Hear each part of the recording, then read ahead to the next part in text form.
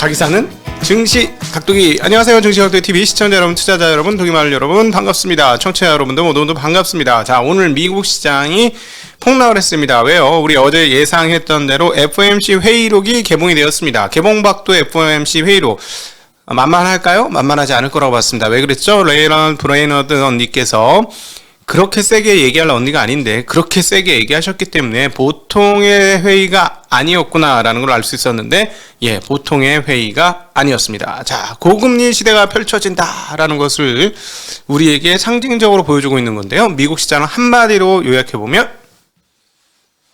20년간 보지 못한 일이 시작된다. 네, 20년간 우린 뭘 봤죠? 고금리 시대를 못 봤고, 고인플레이션 시대, 인플레이션 시대를 못 봤는데 그 인플레이션 시대가 온다라는 것이 오늘 FOMC 회의록 개봉의 핵심적인 내용이 되겠습니다. 자, 설마 하던 인플레이션이 찾아온 건데요. 6월까지 50bp 올릴 확률이 굉장히 높아졌습니다. 오늘 회의록에서 핵심적인 부분이 바로 그 부분인데요. 곧 설명드리고요. 근데 어쨌든 설마 하던 인플레이션이 찾아왔는데 우리가 실제로 현재 경기 상황들을 보면 어떤 것을 통해서 드러나고 있죠? 예, 임금 상승 과정을 통해서 이 부분들이 드러나고 있습니다.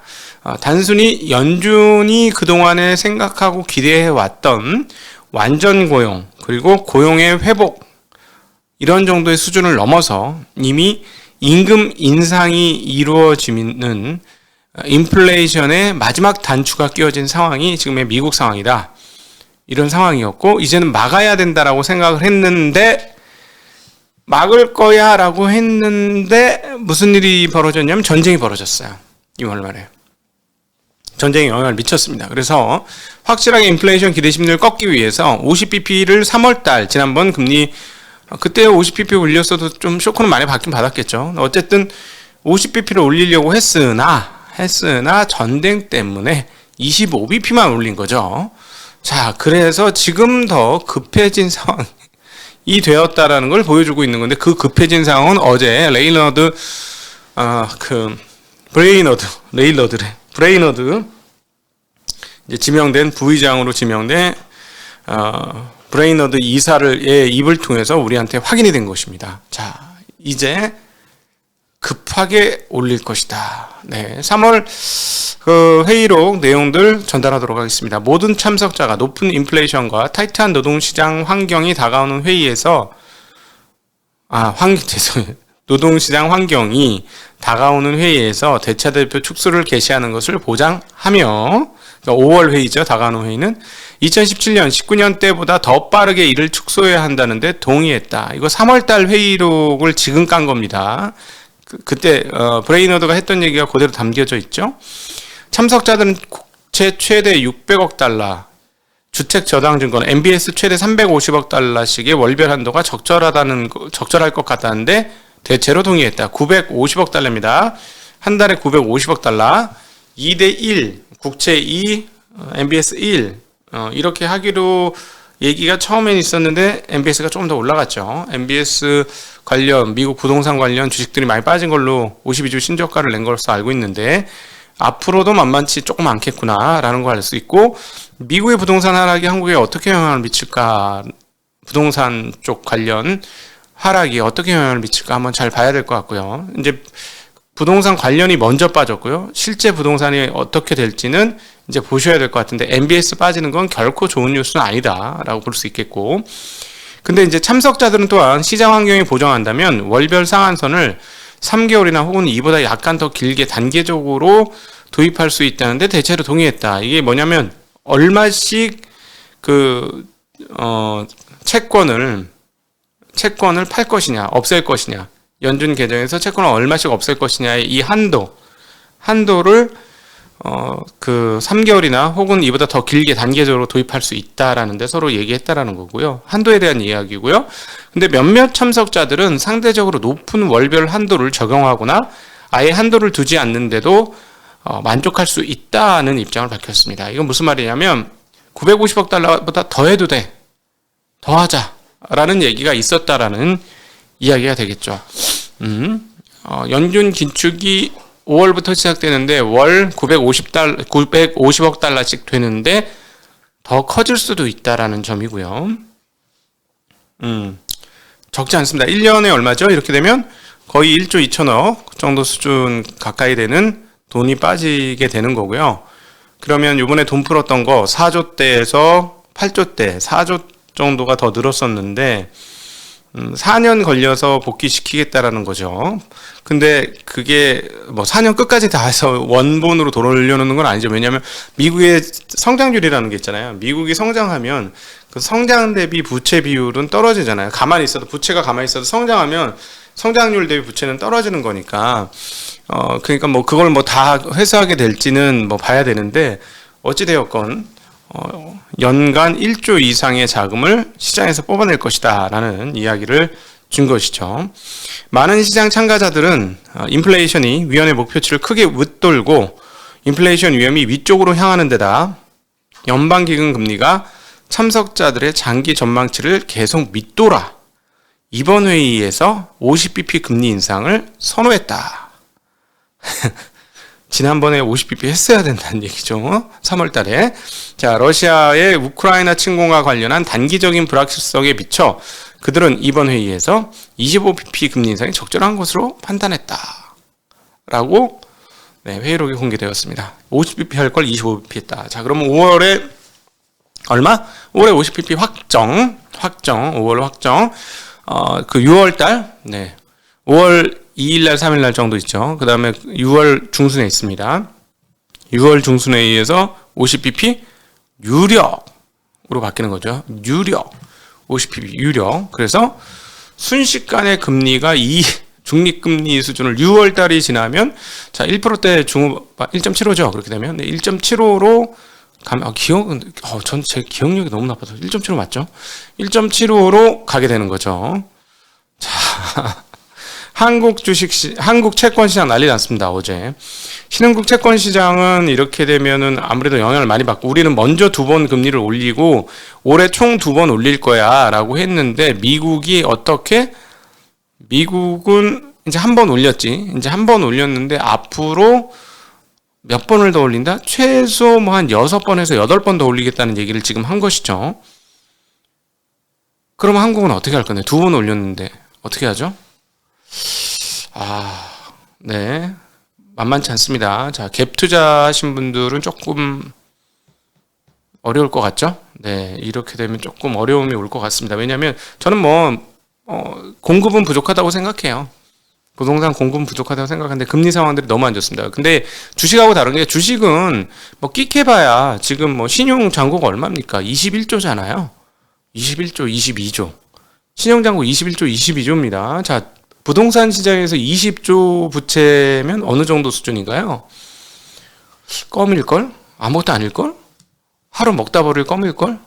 예, 그게 문제라는 것이죠. 네, 그거는 금융적으로는 좀 문제가 될 것 같고 이렇게 되면 미국보다 낮은 금리를 갈 수도 있으나 미국이 2.5% 수준을 갈 것으로 거의 지금 보이는 상황에서 어떻게 될 것이냐. 그래서 그러면 기준금리가 한국도 2.5를 향해서 가서 2.5가 된다라고 치면 대출금리는 어떻게 될까? 예대마진을 아무리 꺾는다고 해도 어떻게 될 것이냐. 5%? 5%, 6% 보겠죠? 예, 5%, 6% 볼 것 같습니다. 자, 그렇게 되면 어떻게 될까? 네.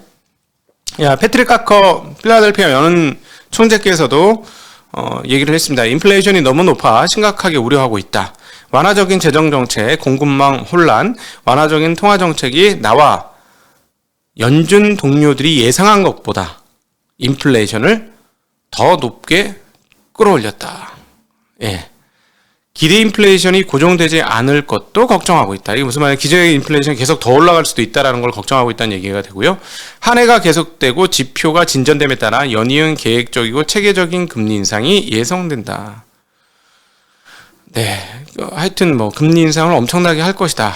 곧 국채와 주택저당증권, MBS 등의 보유량을 줄이기 시작할 것이다. 네, 이미 950억 달러 나오겠다고 3월 달에 얘기했고 5월부터 시작할 거고 아마 첫 달에는 한번 얘기를 한 게 있어서 5월달은 950억 달러를 할 것이고요. 상황 보면서 아마 더 높이든지 말든지를 할 것 같습니다. 그래서 인플레이션율이나 이런 것들이 더 높으면 현재 태도를 보건데 조금 더 세게 갈 가능성은 열어놔야 될 것 같습니다. 연준이 지금 자기가 예상했던 것보다 훨씬 더 강한 인플레이션이 나오고 좀 당황한 것 같습니다. 지금의 이번에 연준 FOMC 회의록을 보면 좀 당황했고요. 그래서 빠르게 해야 되는데 전쟁 때문에 25bp 한 것 때문에 더 늦어졌다라고 생각을 하고 있습니다. 제가 오늘 오면서 카르멘 라인하르트라는 우리 쿠박의 경제학자의 인터뷰 내용을 봤는데 굉장히 인플레이션에 대해 걱정하더군요. 그리고 뭐 이미 서머스 그분도 굉장히 걱정을 했었는데 확실히 천재라고 불리는 분들은 조금씩 다른 게 있네. 지금 그분들이 하는 얘기가 연준이 연착륙 시킬 수 있을까? 어려울걸? 이런 얘기 하고 있잖아요. 오늘 FOMC 회의록 보면서 조금 강경한 금리 인상이 나오겠구나 라는 걸 볼 수 있고, 그거를 시장이 이제 주눅들 때까지 시장이 얻어 터질 것이다 라는 걸 볼 수 있는데, 일단 2번 터졌습니다. 지금 이미 2번 터졌고요. 자, 페드워치에서 이야기하는 5월 회의에서 기준금리를 50bp 인상할 가능성은 78.8%, 이제 거의 뭐 다 됐고요. 6월 회의에서 50bp 금리 인상할 가능성은 이제 60.7%, 75bp 금리 인상할 가능성은 24.8%, 이렇게 얘기를 하고 있습니다. 예. 자, 그래서 5월, 6월 연타로 50bp, 그래서 1%의 2달간 1%의 금리 인상이 있을 가능성이 상당히 높아진 상황이다. 덕분에 어떻게 됐을까요? 채권시장 패닉에 빠졌습니다. 뭐 주식시장도 주식시장인데 채권시장 아주 거덜났고요. 장중에 10년물 국채금리 2.65% 찍었습니다. 이게 웬일이야. 2.65% 찍었고, 현재는 지금 2.6% 미만으로 좀 떨어졌습니다. 2.613으로 마무리됐다가 지금은 현재는 2.598% 기록을 하고 있고요. 네. 2년물은 2.4837, 2.48. 그러니까, 또다시 이제 10년물 국채와 한 10bp 정도 이상 다시 벌어졌죠. 그럼 왜 이렇게 됩니까? 어제 브레이너드 총재께서 우리가 10년, 2년물 장단기 금리 차에 관심 없어 라고 얘기한 게 아니고 관심 있어, 보고 있어 라고 얘기했죠? 무슨 말이에요? 우린 수단이 많다니까. 그동안 했던 얘기잖아. 우린 장기 국채 금리 올릴 수단이 많아. 무슨 뭐 너희들 너무 10년, 2년물 뭐 걱정하는데 장단기 금리. 그래서 뭐 경기가 하락한다고 보여줄게. 장기 국채 금리 올리는 거. 보여준 겁니다, 지금. 야, 시작도 안 했는데 말로 보여줬어요. 말로 보여주면서 장기 금리가 쫙 올라가는 흐름들을 보이면서 장단기 금리가 쫙 벌어집니다.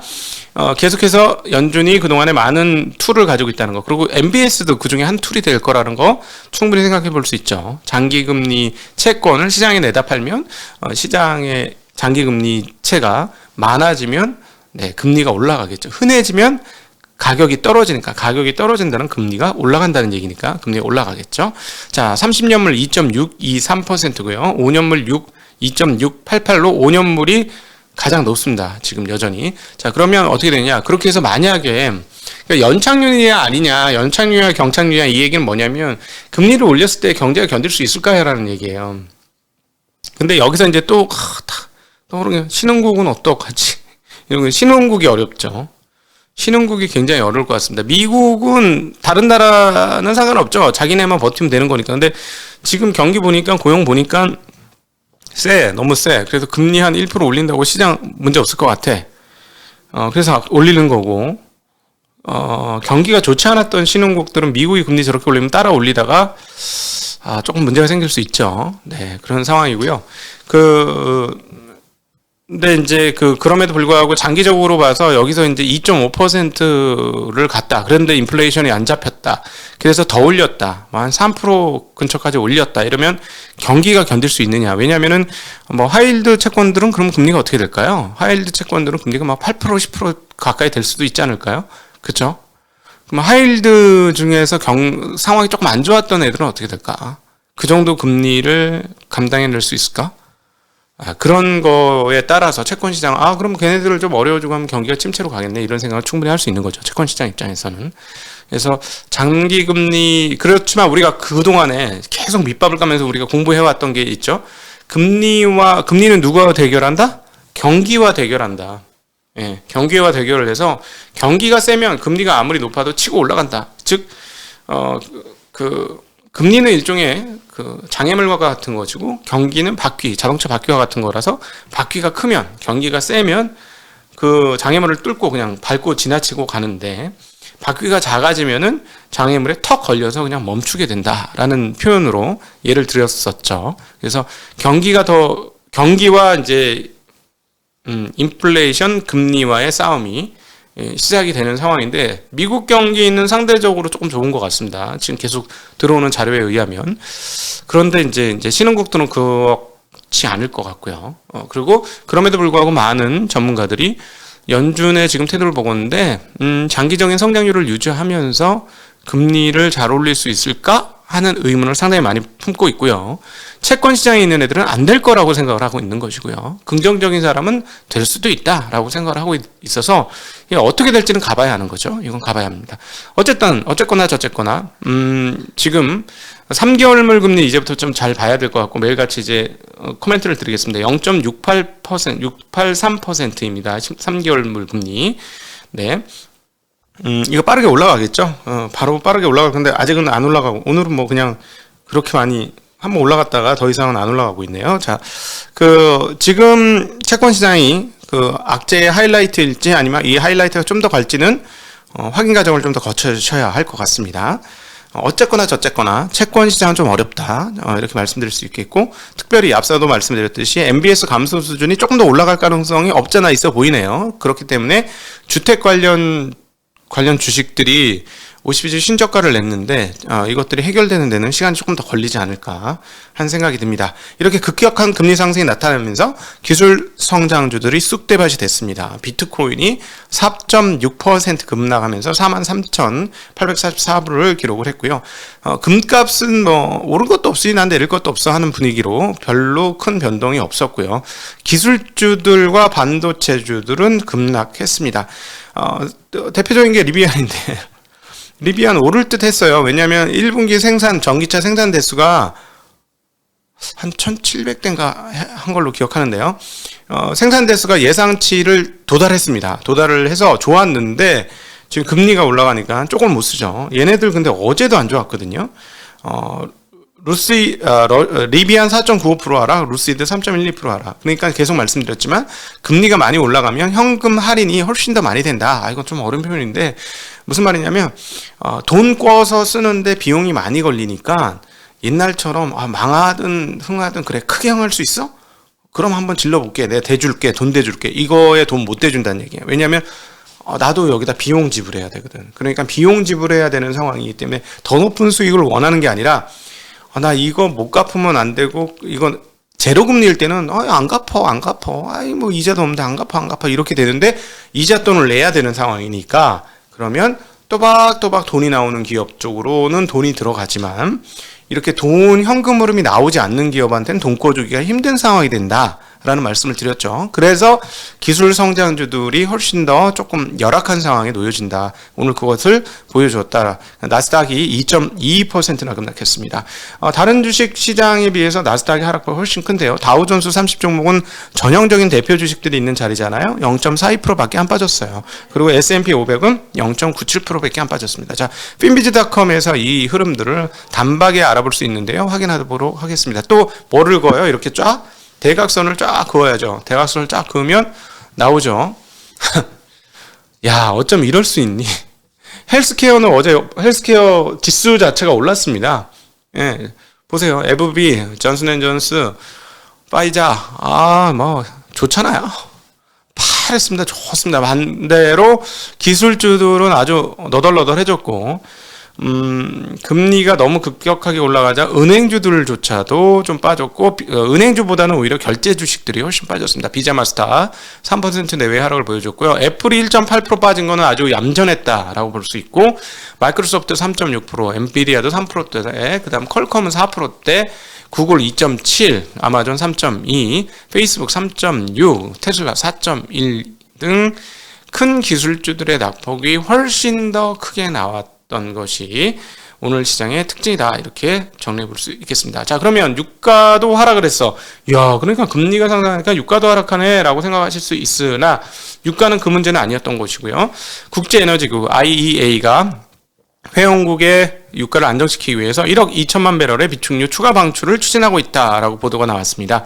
그런데 1억 2천만 배럴 중에 절반인 6천만 배럴은 미국에 보관된 거. 미국에 보관된 거.